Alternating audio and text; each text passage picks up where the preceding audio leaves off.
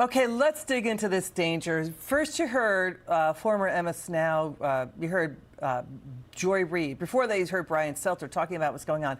Then you heard Joy Reid and Anna Navarro trying to cast doubt on the multiple assassination attempts against President Trump. Then you heard, basically, they were talking about bogus conspiracy theories, that it was staged and fake. But then you also heard a France 24 reporter showing how these conspiracies spreading like wildfire on social media after the third assassination attempt at the White House Correspondents' Dinner. Let's bring in Congressman Brandon Gill from House Oversight. What do you make of the media repeating false propaganda that's coming out of bots and bot farms from Russia, China, and Iran?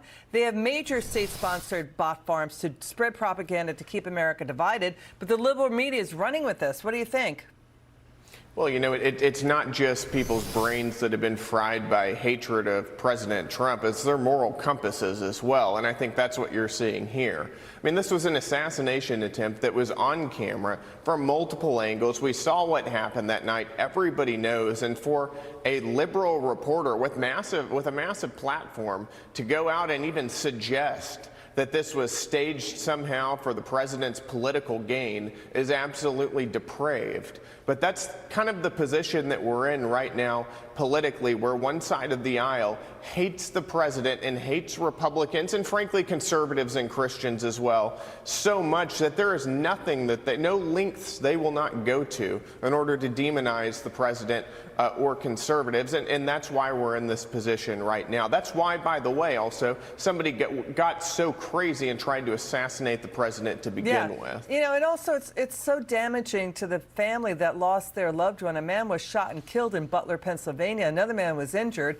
And what do you make of this? The Washington Post reporting that liberals and Democrats are falling for and getting duped by these bots, these Russian bots, Iranian, Chinese bots from overseas. 1 out of 3 widely believe the assassination attempts are fake.